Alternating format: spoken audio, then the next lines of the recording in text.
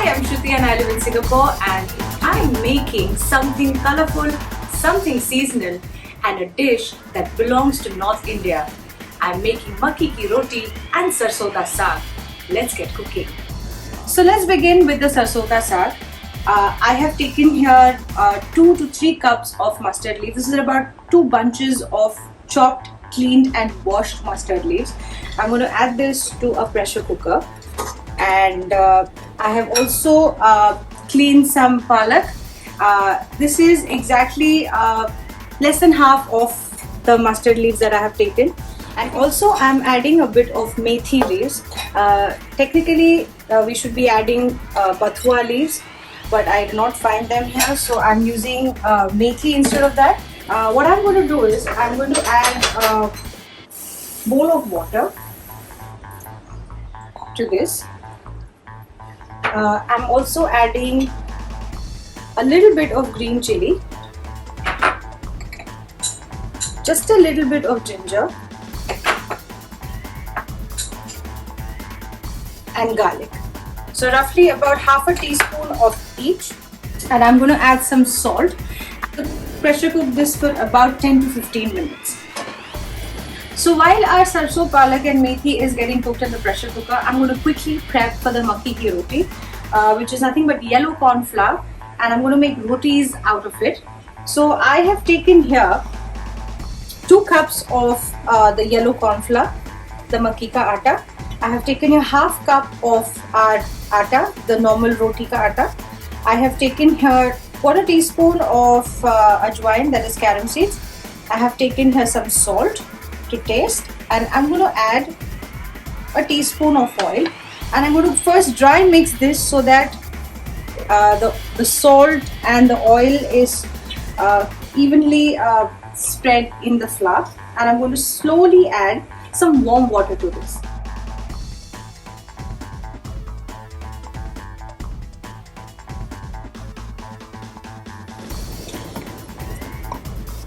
So here you can see it's come to a dough consistency where it's clean.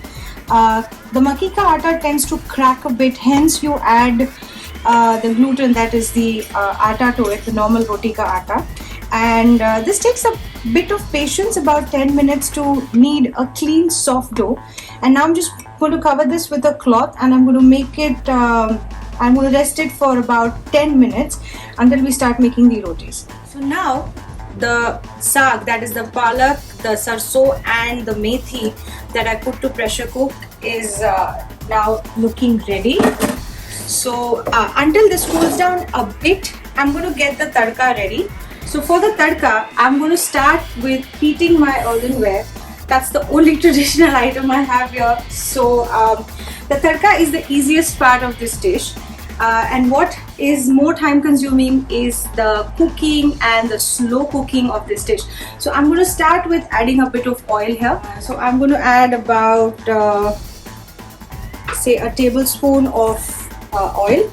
You can use mustard oil if you have that at home. So I'm adding a teaspoon of jeera to this. So now the jeera is splattering and it's nice and hot, the oil. So now I'm going to start by adding a tablespoon of ginger, a lot of garlic. This is up to your preference. I'm adding here about 2 heaped tablespoons of garlic, because the more the garlic, the more the flavor of the saag. I'm just going to quickly stir it. Half a tablespoon of green chilies. This is optional. If you want to skip the spice, you can completely skip it, but green chilies is also a must in the saag. I'm going to quickly cook this down before I add the onions and the tomatoes. I'm also adding a big tablespoon of ghee. This is just going to add some flavor to the saag.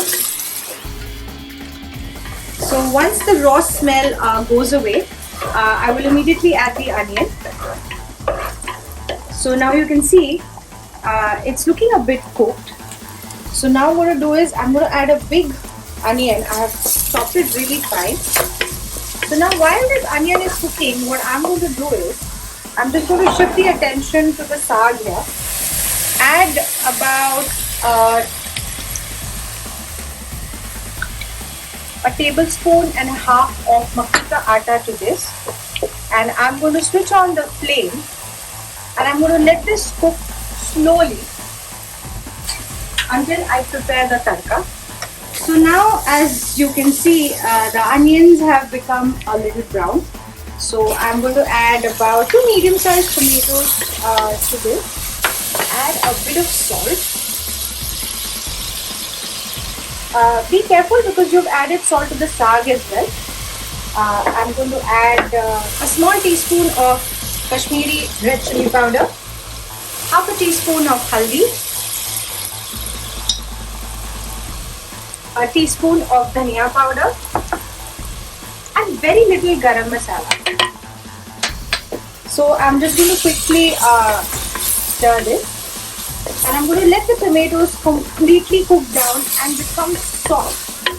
So this is going to take you about 5 to 10 minutes roughly. I have an earthen pot, so it might cook down a bit more faster because this vessel retains a lot of heat. So while this is cooking, let me show you how the saag is looking now. It looks quite homogeneous because of the makki ka atta that you added, and you have to constantly stir this and kind of put a lot of pressure while you stir it, so you're mashing it at the same time. So you can see that this is how it looks. So it needs to be more creamier. So continue cooking this. If you want to speeden up this process, you can totally cool this down and grind it in a mixie coarsely. But I'm just cooking this down as much as I can along with cooking my tadka.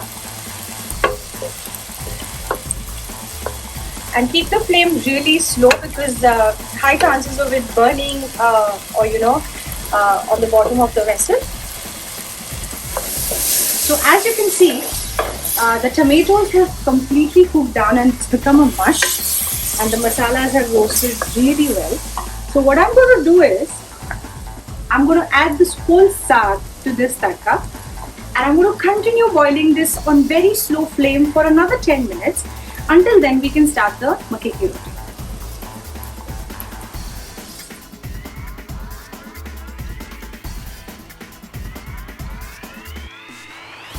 So as you can see, I have continued cooking this on very slow fire. I added a little water.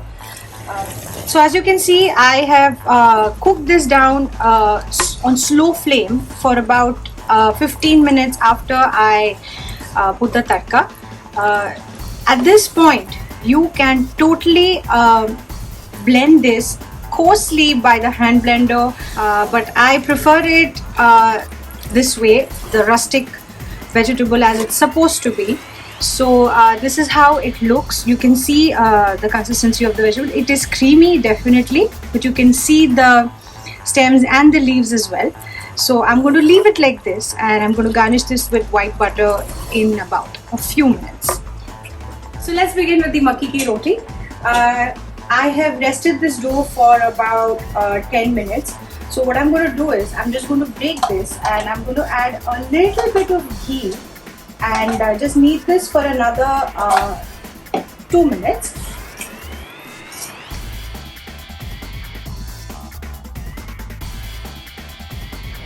So after I have mixed some ghee, the dough has become nice and soft. So I'm just going to dip my fingers in the normal roti ka atta, and I'm just going to take a small ball, and I'm just going to knead this a little bit on my palm, and while pressing this, I'm just going to dip this in the atta, and I'm just going to press the corners of the roti, and I'm just going to put this on the platform, and with very light hands, be very soft with the roti. Do not make it very thin.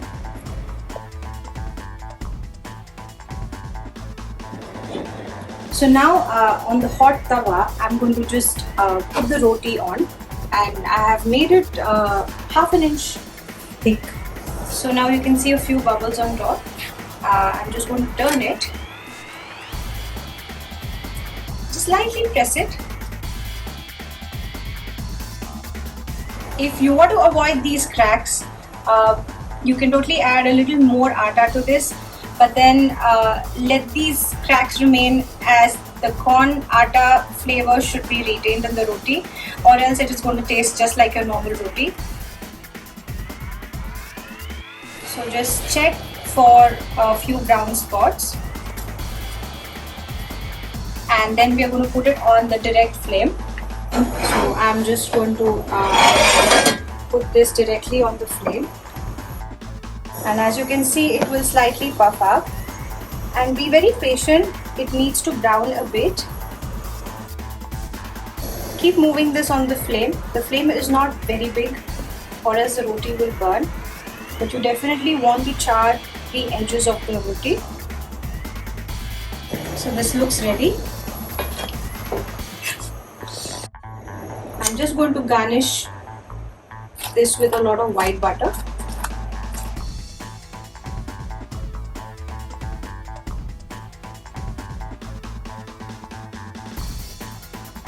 Finally, the Sarson Da Saag and Maki Ki Roti is absolutely ready to eat. I have added a lot of safed makhan to this. Do not be stingy in adding this. This is going to add a lot of flavor to this. I'm definitely going to taste this. The rotis are nice and soft, and I'm going to dip this in a bit of saag.